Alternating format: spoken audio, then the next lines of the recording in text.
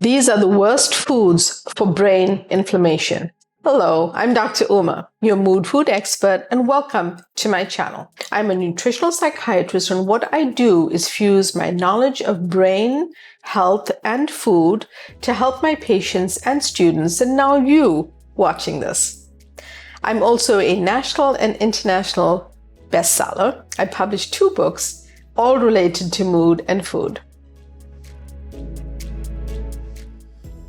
The reason I want to share my knowledge with you today is that I've seen the impact of changing nutrition in my patients and how this has impacted their mental well-being, and in some cases their physical well-being and sometimes even their weight.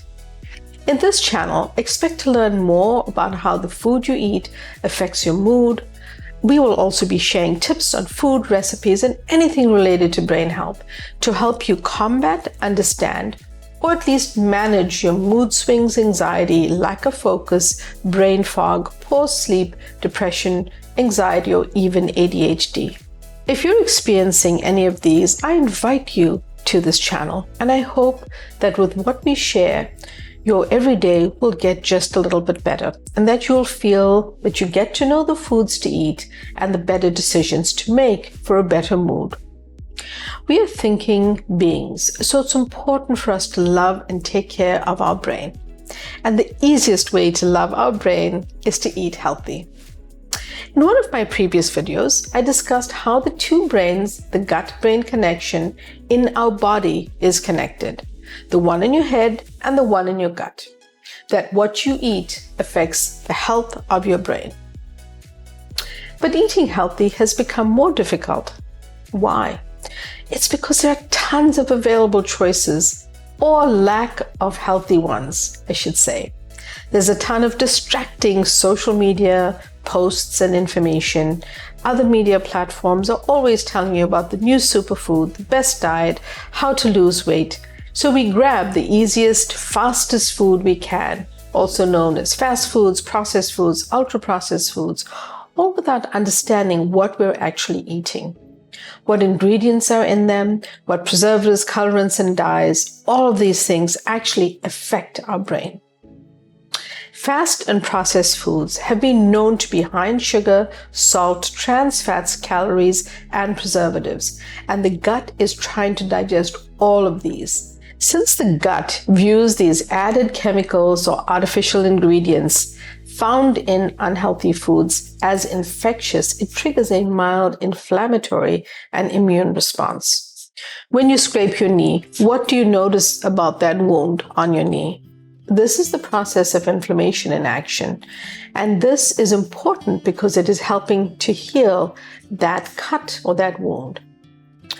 In the gut, inflammation happens as well, but this is a more chronic and insidious inflammation, and it is there to help us fight off toxins. Imagine what is happening to your gut every time you eat an unhealthy or processed food. Well, it leads to chronic low-grade inflammation over time. This chronic inflammation of the gut leads to neuroinflammation or inflammation of the brain and nervous tissue, also known as brain inflammation. Neuroinflammation affects your brain's health, triggering anxiety, depression, lack of focus, brain fog, and even neurodegenerative diseases and cognitive problems. If there's inflammation in the brain, it's not good. If the brain's not good, your mood won't be good either. So what do you have to do? What should you do? You have to avoid eating too much of the unhealthy foods and drinks that cause brain inflammation. The number one food that you want to stay away from are processed and ultra-processed junk foods and fast foods. Most of these foods actually have a very long shelf life because they contain chemical additives, preservatives, colorants, dyes, and food stabilizers, which are actually toxic to the gut. Therefore, they cause inflammation, and they can, over time, cause you to not feel good emotionally. They may even worsen conditions like anxiety. Some examples of these foods are sausages, deli meats, and hot dogs. The number 2 food are the added and refined sugars. These sugars have the potential to wreck our gut health and overwhelm our brain because of the amount of sugar. High fructose corn syrup is the most commonly used added sugar, and there are more than 262 other names for sugar on food labels. Brown rice syrup is actually simply sugar. So familiarize yourself with how to read a label so that you know the added sugars in a food. An unhealthy type of gut flora leads to obesity, decreased libido, and poor sleep. Examples of these less healthy foods are boxed cereals, granola bars, salad dressings, cakes, pastries, and shelf-stable breads that actually may contain sugar and other unhealthy ingredients. The third food to stay away from are the industrial, vegetable, and seed oils. Highly processed oils such as corn, grapeseed, and soybean oil are particularly high in inflammatory omega-6 fatty acids and low in anti-inflammatory omega-3 fatty acids, and are drivers of both gut and neuroinflammation. The consumption of these oils has been associated with increased anxiety, worsening mood, and increased progression of cognitive disorders as well. For your next grocery run, instead of the usual types of oils, try getting olive oil or even an avocado oil. Number 4, too much alcohol and coffee. My guideline for both of these is sip mindfully and in moderation. If either starts to affect you, then cutting back is important, and also pay attention to the added sugars, sweeteners, liqueurs, juices added to either of these beverages. I call this having a clean cup of coffee, and if you consume alcohol, a clean cocktail. If you'd like to start making changes in your diet, I've added in the description box the link to my previous video of the top 7 foods for brain health that you can watch right now. Easily start by adding these 7 foods into your diet for better brain health.